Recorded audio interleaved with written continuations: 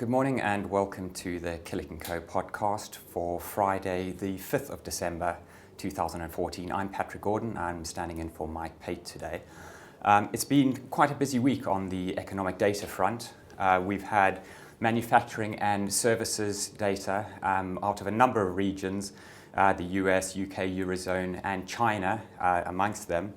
Of course, we also had the autumn statement on Wednesday, and Bank of England and ECB rate decisions this week as well. No change by either of those central banks, but we'll come on to talk a little bit more about the ECB later on.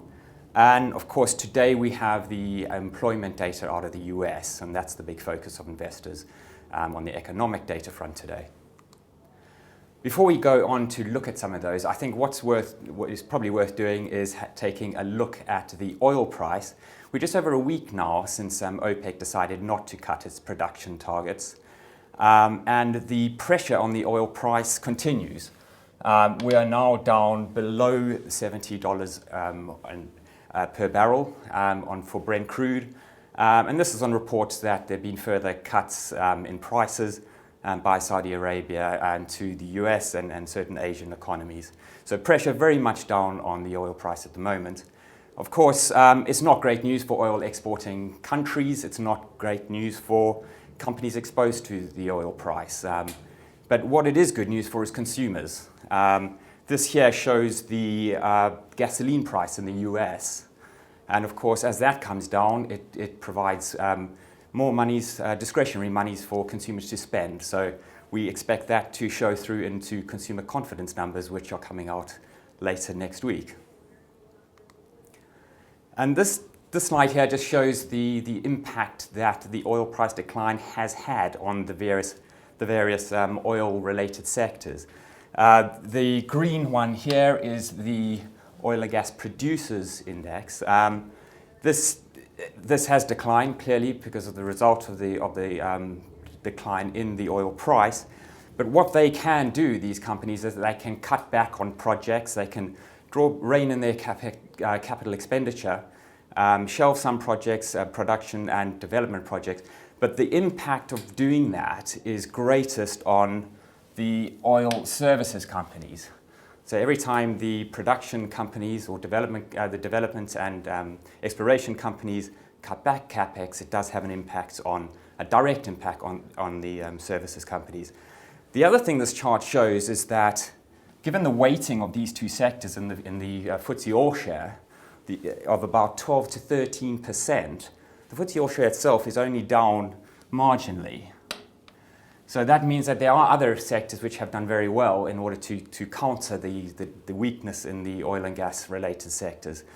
So sectors such as financials, healthcare, consumer goods have all done well, and that's reflected in that all share performance. Turning on to the economic data from this past week, the ISM manufacturing and non-manufacturing indices in the US both exceeded expectations. And are well above the 50 level, which is the dividing line between economic contraction and expansion. So very strong data out of the US. In fact, the US is one of the only major economies at the moment where, on aggregate, the data coming out of the region are exceeding market expectations. If we look at China, the story is not quite as healthy. The manufacturing PMI index is very close to that 50 dividing line. And similarly, the story in the Eurozone. We've got a downward trend in both services and manufacturing in the Eurozone at the moment. And this is obviously influencing the thought process of the ECB. On the UK, on the other hand, data have been good. On the manufacturing and also the services data, both exceeded expectations and point to a good outcome for the Q4 GDP figure. Going back to the ECB and the ECB decision, there was no change, as we mentioned, in the actual policy of the ECB at the last meeting. But the press conference which followed the announcement of no change to the rate was very dovish.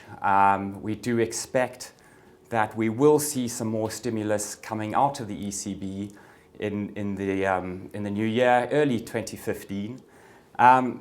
What really is happening at the moment in the bond markets reflecting this is a big divergence between the yields of the US and the Eurozone, and also of the UK. So the spread between the German Bund, for example, and the US Treasury, this is on the 10-year, is widening as divergent policies of the respective central banks, reflecting the divergent policies of the respective banks.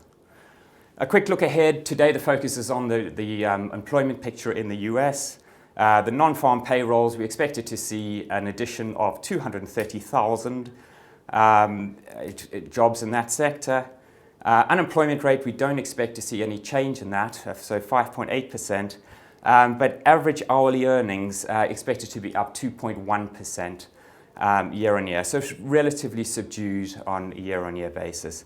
Clearly a metric which is closely followed by the Fed and in terms of where we may head to inflationary-wise.